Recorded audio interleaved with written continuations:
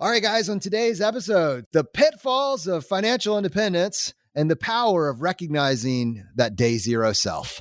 Welcome to the Ultimate Crowdsourced Personal Finance Show. This is ChooseFI. You're listening to ChooseFI Radio. The blueprint for financial independence lives here.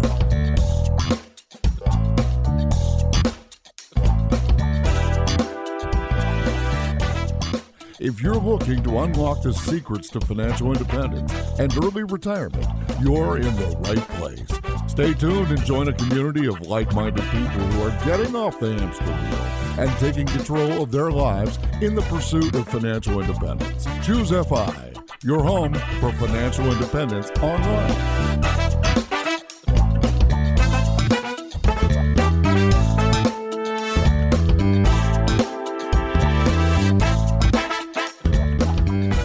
All right, guys, very excited to dive into this week's episode. And to help me with this, I have my co-host Brad here with me today. How you doing, buddy?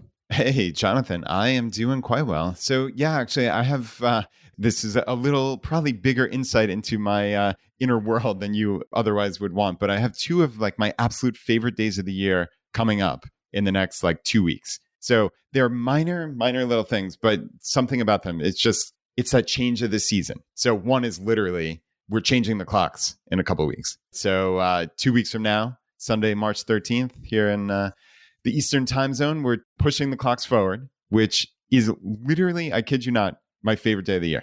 You get to sleep in. I always forget. I know I'm 30 something odd years into this earth and I still don't know, but you get an extra hour of sleep at this one. Is that accurate? No, this is the one where you spring forward.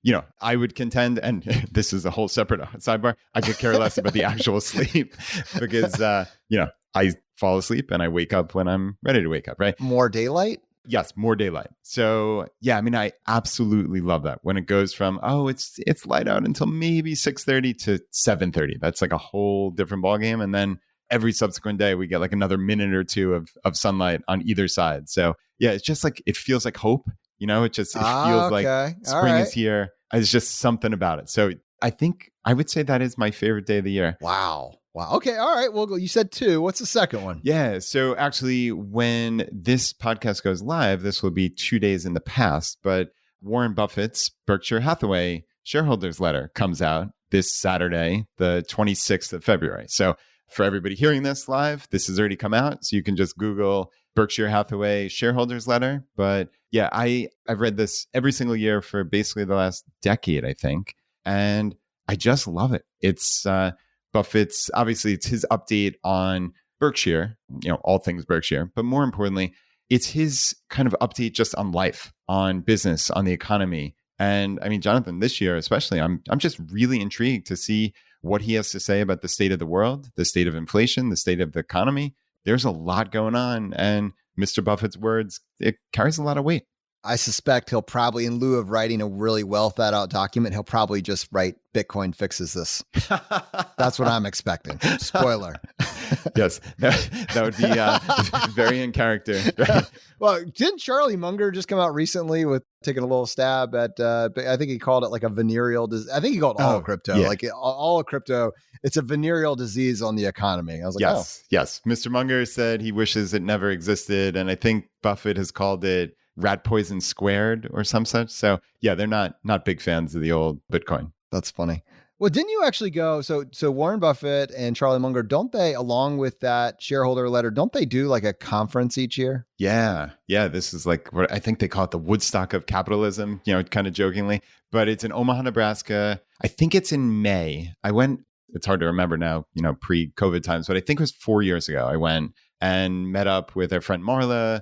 Mr. Money Mustache was there. It was just a really cool time. And yeah, I mean, 20 some odd thousand people, shareholders, descend on Omaha, Nebraska to go to this Berkshire Hathaway conference. And it really, I have to say, it was a lot of fun. Didn't you have like a lifetime goal of being an A shareholder, like owning at least one A share? Is that accurate? Yeah, I think that ship has sailed. It's like $400,000 for a share. We were talking about it last. I think it was 200,000. So yeah. Well, when I bought, I said a couple of months ago, I said one of my best investment, my only good investment in a while has been buying Berkshire Hathaway. I think on a limit order during the absolute low of the March, April, May 2020. And yeah, had I done the A share, then I would have had a chance. But like I said, I think that ship has sailed. So it's thank you for sharing your two favorite days with us. And it's very, I doubt there's very other humans in our audience that would go 1-to-1, but I think it's probably worth it. What are your two favorite days of the year? And I hope on your two favorite days of the year, you look like you're having fun. Yeah. I got a smile ear to ear just thinking about it. Yeah. Very, very cool. All right. So I don't know if I have two favorite days of the year. I did recently celebrate a birthday, and I just realized not my favorite day of the year. Like it's just one of those. It's a reminder that the clock is ticking down. Like on a long enough timeline, the survival rate for everything is 0. It's something like things just went sour real quick. Right. Oh, John. When we started this podcast, I was early 30s. Now I'm late 30s. And it's funny. In my mind's eye, I always think of you as early 30s. But yeah, we're 5 years on at this point, right? When I have a beard, I look like I'm late 40s. Yeah. Without one, I look like I'm late teens. It's just, there's a study in contrast. I shaved the beard to try to regain a couple years, but it hasn't quite happened yet. But having said that, I recently just had an interesting kind of FI life experience in that my wife is infamous for doing activities with our kids. She absolutely loves just seeing, what activities have been suggested by, internet forums and Facebook groups and Instagram, and just trying to replicate those for our kids. And she's gotten quite the reputation in our neighborhood for being this type of person. And there are, at least a couple other families that, she has a relationship with, and they will come over and they will, do these activities along with our kids when it works out. And this past, just a couple of days ago, one of those opportunities came up. She had one of our neighbors come over, and the lady and her son and her daughter, I think they have another child as well, were also over, and they were all doing activities for about maybe a 2-hour window. And during that period, when it started, I happened to be upstairs, working on a project, but I came to the end of that and I didn't really think about it, but I just came downstairs and I just flopped on the couch, middle of the week, middle of the day, flopped on the couch. And I was I was actually doing a little bit of research or a little bit of reading, and I was reading on my phone. I just was sitting there on the couch in a pair of sweatpants because, my day hadn't one day kind of folds in the next. We don't dress up and go to work, and I haven't done that in a very long time. It's February. Sweatpants work for the occasion. So here's the scenario. A dude with hair that's completely unkempt in sweatpants and probably a hoodie of some sort crashed on the couch, staring at the phone while effectively highly intensive educational activities are happening, one room over, and both of those are happening in parallel for about 20 to 30 minutes. It wraps up. The neighbor says, "Hi, Jonathan, nice to see you." And, walks out. "Oh, nice to see you too." As I look up from my phone from 1 second and they look back down, they're gone. And then my wife comments to me, and this is only the moment where I may have, how you kind of have that inkling that something isn't quite right. Yeah. But it hadn't landed enough for me to do anything about it. My wife says, "You just look kind of weird and awkward and kind of like a bum in your sweatpants in the living room, staring at your phone on the couch." And I thought about it and I was like, "You're not wrong. But at the same point, it's my house. It's my life. I mean, they're choosing to come into my life. That's great. Happy you're here." I think that the main point was, though, she's like, that's probably not what most people experience from their earning counterpart during the middle of a work week, right? During that, that's not a normal, and I'm not saying this is an aspirational goal. I think there's some level of me that realized that I probably should have followed some sort of societal norm in some capacity, but my life, and Brad, your life, and the life of many people in our audience probably don't look like the societal norm at all parts of the week.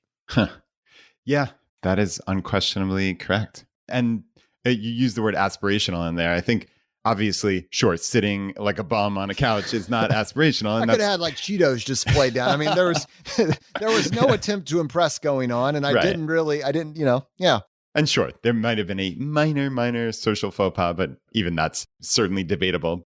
But yeah, I mean, it is your life. And that's one of the cool things, right? It's you can do what you want with your time. And first, hold on. Let me take a quick sidebar, which is... And let me sidebar just to say, first off, there is a mea culpa in here from me to my wife and to the neighbor who had to see me be a bum on the couch. That was not me at my best. Right. But no. I'm not going to miss the opportunity to use this as a springboard for a conversation. So now back to you. Yeah. No, and it is interesting. But yeah, my sidebar is your wife, Danny, is amazing with her activities. I have never seen anything like it. My wife Laura has never seen anything like it. We kind of joke in the background, I've told you this before, that like if your kids aren't like simultaneously tenured professors at Harvard and the Secretary General of the United Nations or something like that, like something has gone horribly awry. Like they have, like, I've never seen kids with that much parental attention and just lessons. It's remarkable. So she does an amazing job. So I'm picturing in my mind's eye this play date, which is like probably making skyscrapers out of like paper mache or something like that. So, I mean, Danny is amazing. Right. So The toothpicks and marshmallow engineering activity. Yeah, that's happened for sure. So yeah, I'm picturing that going on and you sitting on the couch. But more importantly, our lives are different, right? And it's not just me and you because we happen to have a podcast and we happen to work out of our homes. This is what FI is ultimately. It's designing our lives so that, especially for me, I know I can speak for myself here, so that I didn't need to go to a job and I didn't need to commute to an office from 8 a.m. until 5 p.m. every single day. You know, and I know, Jonathan, I've famously said, like, the straw that broke the camel's back for me in terms of leaving my job was literally the arbitrary nature of like the workday changed. Instead of starting at 8:30, just one day on a dime, it was 8 a.m. Like, it was so ridiculous. It was one of those BS, like FaceTime nonsense things. And it had nothing to do with work product. It had nothing to do with how hard you worked, and nothing. It was just, you need to be sitting chained to this desk for these 9 hours. And that just wasn't what I was looking for out of my life. And I think while that is a negative phrasing, I think what's so beautiful about FI is it is aspirational. It's aspirational for what do we want our lives to look like? And in fairness, sometimes it does start with that running away from that little bit of negativity, but I think it very quickly changes to, okay, I have 168 hours in my week. That's a lot of time. How can I fill that with things that I enjoy? How can I add value to the world? How can I further my relationships? How can I do something productive? How can I learn something new? How can I read some story that I never thought I'd get to? Anything, right? I mean, you could fill that with anything, that blank. And like that to me is what is so beautiful and aspirational about FI. And the thing about FI is it's what you want it to be. I think the worst case scenario is that when you reach financial independence, your long-term goal is just to do nothing.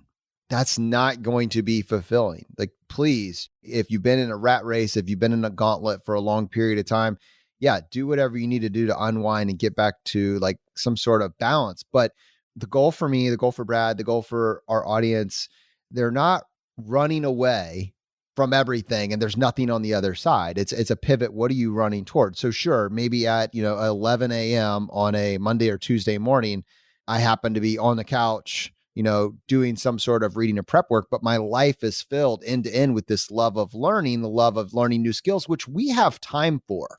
And learning doesn't happen in this linear path where it's, I'm going to do this, and then the next thing you're immediately doing it. It starts with asking questions, asking better questions, finding answers, and then starting to, pilot something, some sort of behavior or skill or whatever it is over a period of time. And so, yeah, I may have been, on the couch, looking somewhat lethargic at this point, but the counterpoint to that is that zest for learning, that zest for like adding to your knowledge base, not to meet some sort of corporation's goals, but just to like, add a new skill to your life or in this season of life for us right now, it's gardening. At 11:30 p.m. on Tuesday night, I'm still reading, and I started this activity at 8:30 or 7:30 after the kids went down. I'm reading, how do you start seeds? How do you start growing seeds? How do you grow seeds indoor? What do you need to do? What are the tools that you're going to need for this? What are the best practices? What seeds? Just all these sorts of things. How are you going to document this?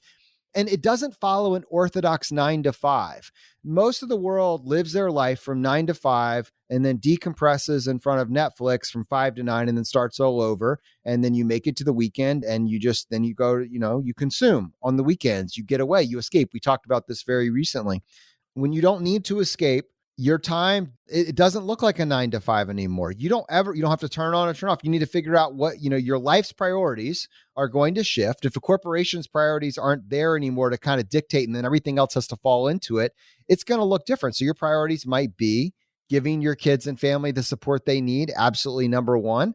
And then it might be creating some sort of income, number two. And then it might be filling up your own hobbies and activities and skills after that. I mean, you might need to think through that, but it's fundamentally different than what we're handed as this is what you're going to do from the age of 20 to 60. Here's how you're going to export your productivity and you're going to earn, your trade your time for dollars.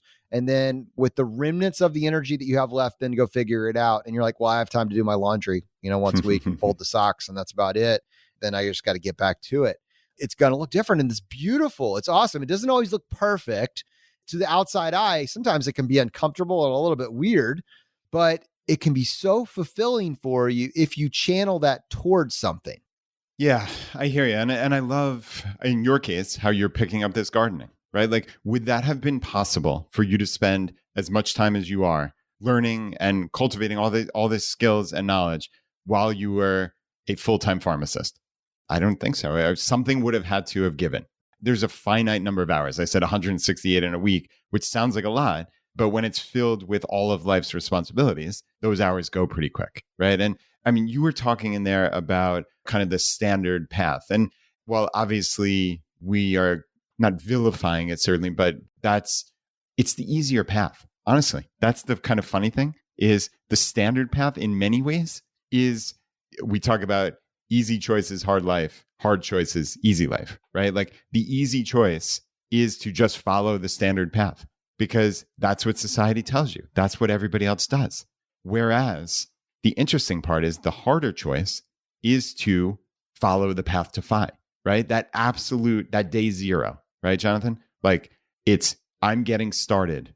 The harder choice is to do something that's countercultural, even though it seems so intuitive to me and you, right? It seems so intuitive to us once we've gone down this path because we understand how great it can be and how little sacrifice there actually is. But at the beginning, it doesn't seem like that, right? Like you're never heard about FI.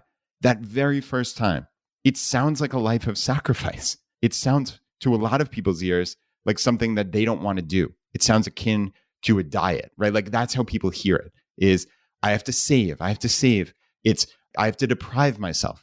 Whereas I think we very quickly realized, oh, wow, it's the exact opposite of that. I can change my entire life by saving money, by being financially responsible. That is the lead domino that makes everything else easier. What you just said, and you did an incredible job focusing that. It's when you come back to that day zero, when someone discovers the concept of financial independence, they set this intention. I want to work towards this. And I think one of the epiphanies is that it's not to disparage working for a corporation, working for a company, but it's recognizing that working for a company is a means to an end. It is not the end itself. So many people get trapped in my goal is to go up the corporate ladder. Well, why? Well, so I can go higher up the ladder. And at some point at the age of 65, then apparently it's all just going to work out. And then you've done your time it's a means. So what is the end? What is the goal that you had?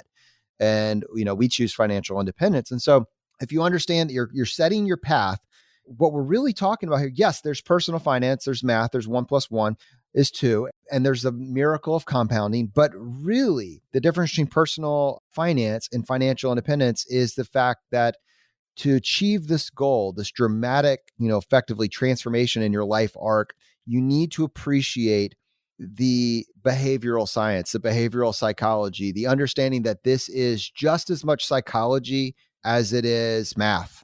What is your why? And so, hopefully over many, we do episodes that are nuts and bolts of numbers. Sometimes we do episodes that are why of FI, what's your why? We do episodes on habit forming and all these types of things. It's to fold into that because you got to come at it from different ways.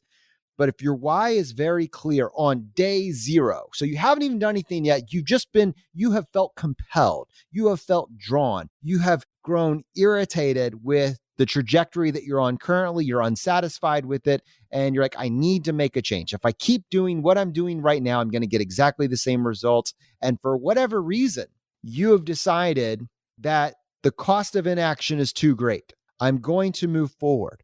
It's funny, Brad, as you were saying that, day zero, I recently have started a new habit, and I have never seen anyone else talking about it. It's my own little take on this.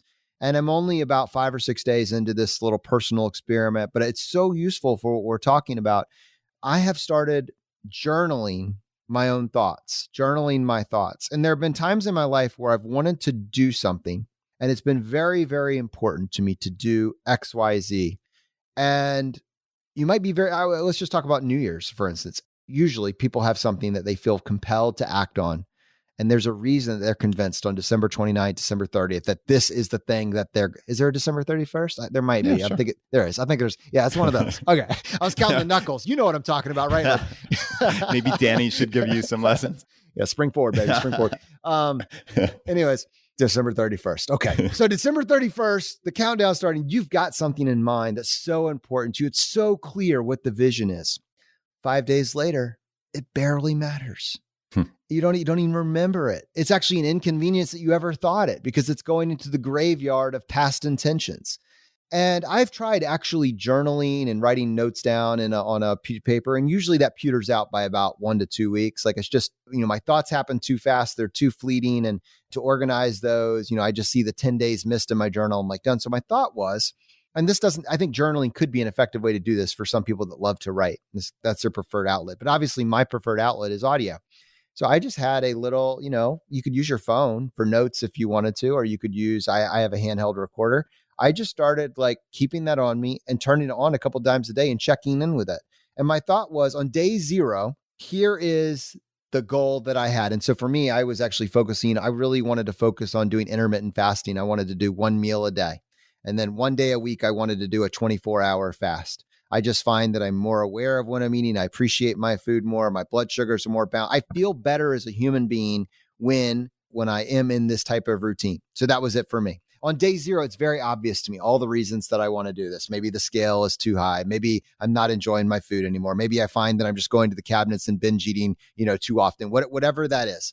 And so on day 0, you record all of those thoughts. You could be angry with yourself. You can be irritated. You can be frustrated. You can talk about your aspirations for what it would mean to you to actually be able to accomplish this. You can have this. And then I packaged all of that, just very simple, in an audio editor. There's a bunch of free ones. You can use like Audacity. That's a free audio editor. There's ones on your phone as well. And then I just listened to that on day 1. And then on day 1, I captured my thoughts about, am I still the same person on day 1 that I was on day 0? Yeah, most of us are. Well, what about on day 2 or day 3? By day 5, most people are a fundamentally different human being. But what if by the fact that on day 1, you're the same person as day 0, and on day 2, you're the same person as day 1. And then on day 5, you're like, wow, I'm still locked in. What you're trying to do, and here's the thing, it goes back to something we talked about. We could talk about this for financial independence, and you don't necessarily need to do a daily journal. We could talk about this for any behavior or skill. We're trying to maintain that intention, that lack of drift state. Not just on day 1 or day 2, but on day 5, day 10, day 15, day 20, day 30. So at some point, it wouldn't be a daily check-in. Maybe the momentum is carrying you so strong that you don't need to check in quite as often. But in those early, like, momentum breeds momentum. That's why they call it momentum, right? Everything gets easier. How many days do you need to put together to string together a habit? I used a version of this when I was paying off debt. I would go in with people use printables, and they will check off how often they make an extra payment on whatever. The key is, whatever it is that you want in your life, whatever it is that you're trying to manifest, whoever it is that you're trying to be, take the energy, the zest, the zeal, the aggression that you had on day 0, the anger, if that's what you were feeling, and experience that multiple days later by just playing that for yourself, and become that person again, so that can then carry a few more days. If you're struggling, don't just struggle and give in to whatever it is that you're struggling with. Express that doubt, that fear, that anxiety, record that, and then replay. And if you're able to solution your way through that, acknowledge that win that you've had, and then replay that to then give you the momentum that, hey, I've overcome obstacles in the past. I can do it again. I don't think I've ever seen anybody else talk about this. I'm sure somebody has, but I'm not grabbing credit from anybody for this. I just think this is something that I've been piloting now for about a week and a half. And I have been so impressed with historically, because a lot of us have something we want to do and we have false starts. But what I'm noticing is, if you can just get a few weeks of momentum, a few actions that you've taken at the time that you wanted to take them, and then you can remember that and it can stay a priority, you can do anything. Hey, this is Andrew from the ChooseFI team. Hope you're enjoying the show. We're going to get right back to it after these quick messages.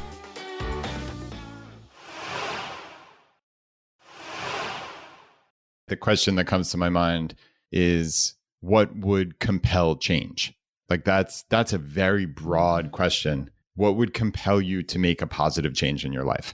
And we can apply that to a whole lot of aspects of our lives, right? Obviously finances, but certainly health. You and I are both currently doing kind of health. I hate to use challenges, but we're trying to make positive change in terms of our health. And I mentioned in the last couple of weeks, I've been doing that Happy Body program by Jerzy Gregoric, and it's been amazing. And for the largest reason, like I actually bought his book over 4 years ago, and I didn't take action on it. And I wound up joining a Zoom class that every morning at 6:45, I get myself out of bed and I go to this Zoom class. And I've been there 6 days a week for, I think this is my 5th week now. And I just love it. I'm at that point where I wish that I would have done your little audio notes, right? Because it would have been cool to hear, like, in my heart of hearts, I think like one of my biggest issues with myself is like, do I actually believe that I could follow through on something? Follow through. Mm-hmm. Right? And like, I think a lot of us struggle with that. Like I have said, and I know that this will transform my body, basically. Like I will be a perfectly functional person in terms of joint mobility and everything. And like, Jonathan, I bought the book 4 years ago. I knew if I had started 4 years ago, I would have been fixed by now. You know, I would have helped fix myself, and I didn't take action on it. And like, that is what's so interesting. Like, again, if I had gone back to 30 days ago, that doubt would have certainly been there. Could I do this? Would I actually show up? Even though I knew it would change, would I actually show up?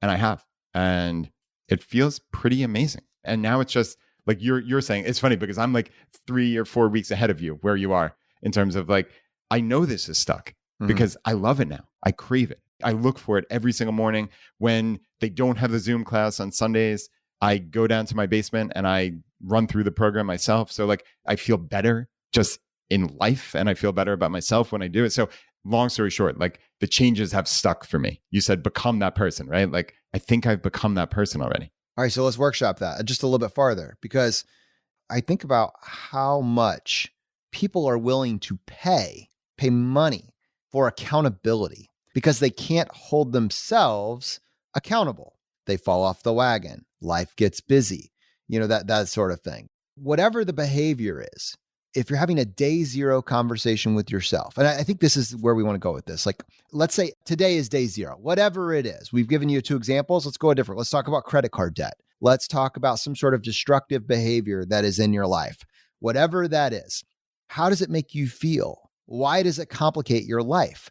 What would be the benefits, the perceived benefits, if you were to eliminate or substitute this behavior? I'm pretty sure, I haven't formalized this, but I'm pretty sure this is actually behavioral psychology. Like if you were to go look at a list of behavioral psychology questions, if you were sitting down a conversation, you would be asked these. Like, if the idea of creating audio terrifies you, you could write this out. Like, think through what that is. I really love this audio journal in this case. And the goal here is to make a podcast for an audience of one. A podcast for an audience of one. Here's the thing. There's the getting started. There's the false starts, like the people that have something on day zero, and then on day one, it's like, it's too much trouble. I'll start next week. And that's happened to me plenty of times. There's the times where you have an intention and you set it and you fall off within 5 or 6 days. And then there's probably, in my mind, the most painful, because all of those, you can just spin it back up. If you can get more intense, if you can get more focused, you can just like get right back into it and get the tools you need to make sure this time it's successful. But the ones that are the most brutal for me are the ones where I'm at, where you are right now. Something was hard. Change is hard. Friction was hard. And you went through the friction of signing up for a Zoom class, getting up at some period of time, going every single morning with people that you didn't know prior to this, all of that friction. And then you're there and it's working. And the first time you have a wedding and you have to skip one, the next week it's cold. And that's after 4 months. That is after 4 months. And no one was there to hold you accountable because no one cares whether you go or don't go. It was only you getting there. So how, in that scenario, after 3 or 4 months, do you still hold yourself accountable? So this can be a 3 or 4 year event, right? Like, these are habits over an intermediate time period. It's nothing's happening over you get some benefits and you're already feeling it. But the goal here is, how do you turn something that was absolutely improving your life for 1 to 2 months, for 2 to 3 months, 90 days? I think about 90 days. most people through Herculean forces of will can do something for 90 days and they look at it as an achievement, but they come to the end of 90 days and they're like, well, that's done. Well, they don't even say that. It's just like after 90 days, they give themselves a little bit more grace, right? Grace. And then the first time life gets inconvenient, it wasn't as important to them. They don't recognize how quickly all of it can slip away, and they slip back into that drift state version of themselves because they weren't there to hold themselves accountable. Yeah. And I mean, accountability is huge, obviously, but I think what comes to mind when you're saying that is systems versus goals. And we heard James Clear talk about this on our podcast and in his book, Atomic Habits. For me, like when you're saying 90 days, or I'm going to go on a diet, or I'm going to go on a financial diet, right? Like I'm going to pay off $2,000 of debt. And like that end goal, we all grow up hearing like, oh, set goals. Like that's a wonderful thing. And there is some value to it. But to me, it means there's an end, or this is not about who you are now. This is just about, like you said, through sheer force of will, getting through whatever that may be. For me, like fitting in an old suit or something, for a wedding, or like getting to the end of that 90 days. That's a goal versus a system, which allows for grace. You use that word. It allows for understanding that perfection is not the be all end all. The streak is not the be all end all. It's actually, on some levels, it's better to fall off the wagon in this case and come back, because you've proven to yourself that you're that person. Okay. I love that. That is huge. Way to bring that back in. And to talk this through in the context of like, yeah, so here's the perfect example of this. So let's work through that, right? So in this scenario, you have some form of an addiction. Maybe it could be let's say it's a credit card spending addiction, and we're using this audio journal method for this. And for whatever reason, there is something that you have to do or you want to do, and it's met all the criteria to do to make this spending decision, but you know that it's a trigger for crazy other levels of spending. You don't know if this is the type of behavior that when you do this, it also causes all of these other things to fall in place. So you're going on vacation. You don't know if on the other side of vacation, you're going to be able to get back to a normal spending pattern. Let's say you're talking about the quote unquote diet in the bad sense here. You're on a diet and you're going to have a cheat meal, an event, whatever it is, pizza, ice cream, whatever. And you don't know if you're going to come back, because every time you have it, you've been trying to eliminate alcohol from your life, and you're going to this dinner party. You don't do any at the house. There's going to be, wine or beer there or whatever. And you know that anytime you consume alcohol, you just lose control. Whatever it is, that is the old, well-worn pattern of behavior that you have experienced. No one's holding you accountable. And when they do hold you accountable, you actually get mad at them. You're actually angry that someone would dare to tell you what you can do with your life, unless you're paying them, right? But like if it's a loved one, that level of accountability comes, I feel bad for the person that's trying to help you by holding you accountable, right? It's that sort of thing. So in this case, what if you could be that own person? What if you could kind of talk yourself through? Here's what you want ahead of time before that old habit slips into place to derail you. This is what your thoughts were ahead of time. And then on the back end, have another conversation, have another journaling practice about where you are, which forces you. That fact that you came back to the record, that's what you're going to do. It's not about what you're going to do the next day. It's the fact that as soon as you get back, you're going to come back and you're having this other process to have this intentional point in time where you focus on that behavior that you're trying to eliminate or that behavior that you're trying to encourage. How quickly can you get back to the path that you wanted to be on? And Brad, we're talking about, that's a system, right? Life is not going to be this perfectly straight road. There's going to be deviations, but like, are you prepared for them ahead of time? And can you get back on track very, very quickly? Now it's starting to be something that is a little bit more, that is sustainable. That is a systems approach, and that you can take with you into other aspects of your life. What we're talking about here, when Dominic Quartuccio come on the show and was talking about the concept of drift, 97+% of all of our actions are happening via the subconscious. The problem is those actions that we unintentionally did absolutely dictate the course of our life. We're not going to be able to take our unintentional actions to zero. You would go insane. This is a survival mechanism. Your body is doing certain things. Your brain relegates certain actions to the subconscious to free up brain space, right? And that normally works to our benefit. But if at some point you're going off the rails in some capacity, you're unhappy, you got to, all right, I need to claim 1% back. That's it. We just need to be 1% more intentional and we can completely transform our life. Talk about the aggregation of marginal gains. We don't need to kick our subconscious to the curb. We need to put some guardrails around what we want our subconscious to be able to handle and what we are going to actively make our goal, our intention, our system. Yeah. And again, going back to that system, right? Like it's so important because like we're saying, it doesn't negate all of the good things that you did in the past. Let's talk about somebody who's trying to get on the path to FI or pay down credit card debt or something. Actually, I would even say that paying down credit card debt, while that is a laudable goal, that isn't a holistic system. So like if someone came to me and said, hey, I want to get my financial life in order, we would talk about the end goal of, okay, where are we going?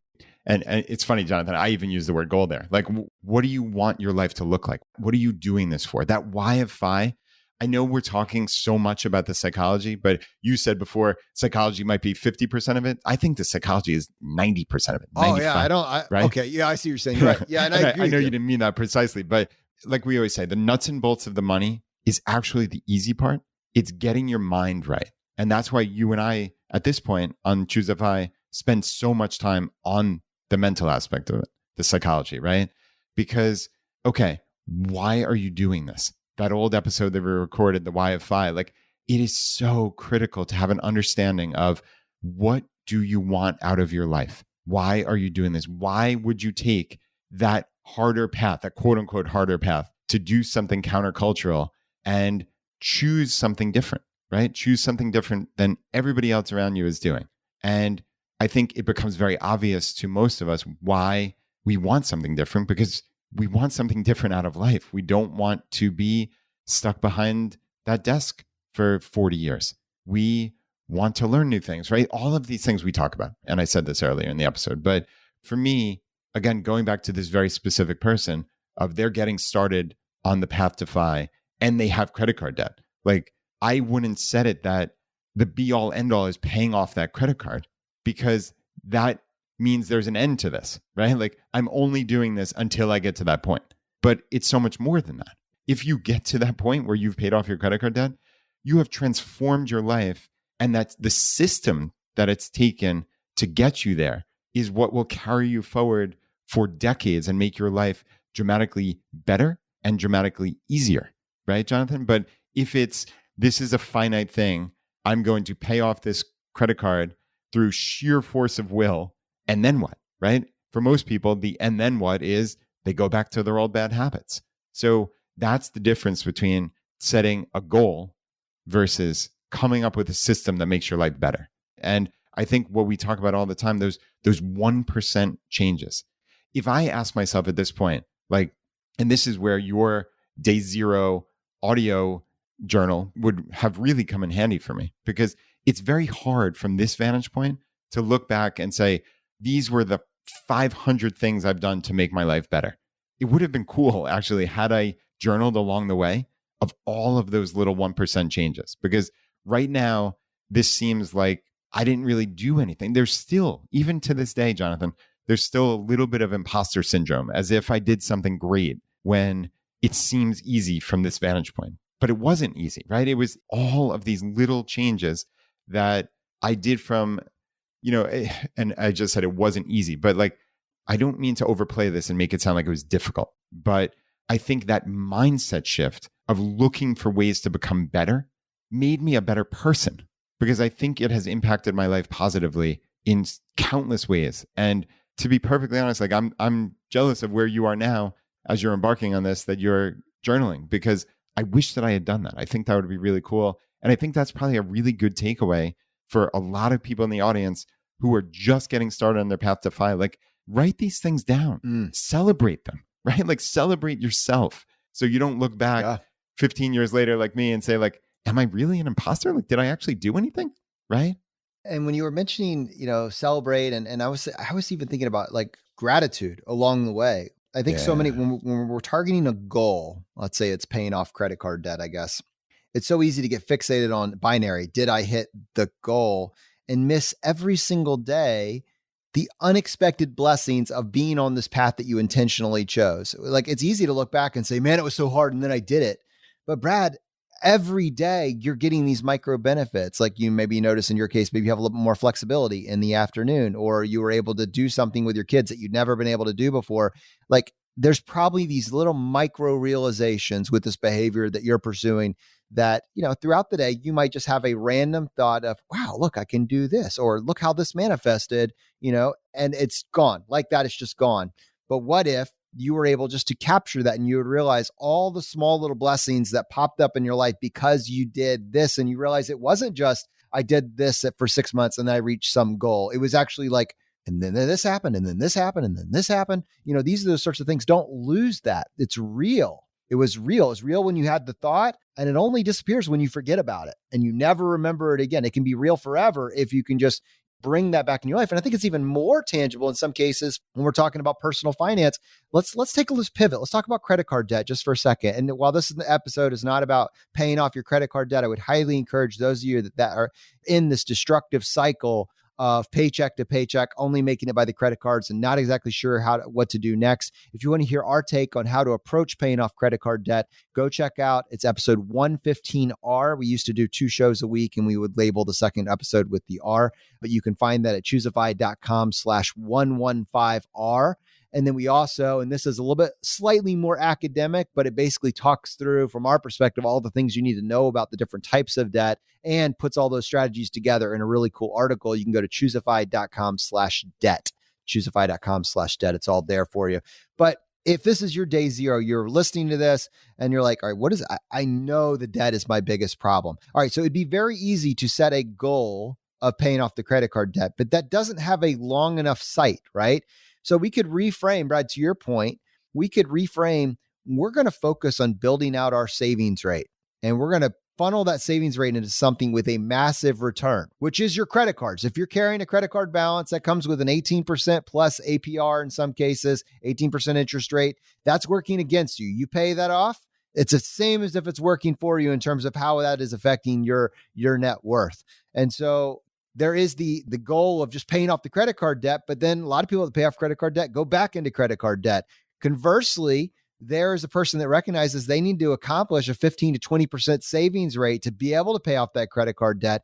And then now, as soon as that's done, now they're projecting that forward into now they've got that savings rate going forward to pursue financial independence. Like paying off getting back to zero is a necessary prerequisite to, pursuing financial independence. So it's part of a larger goal, and we're putting a system in place. We're using paying off the credit card debt as a forcing function for building our savings rate to then use that to start pursuing financial independence. So, just think about this and think about all the times maybe you've tried to pay off credit card in the past, but a couple days later, it wasn't important enough to follow through on, or all the times you started a quote unquote diet in the past. And even though you felt really good 1 or 2 weeks later, by a month later, you'd completely forgotten about it and forgotten about all the small benefits you got even on the way to that journey. Whatever it is, be intentional.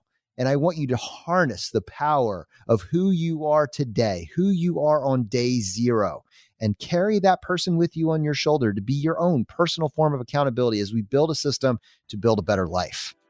All right, my friends, the fire is spreading. We'll see you next time as we continue to go down the road less traveled.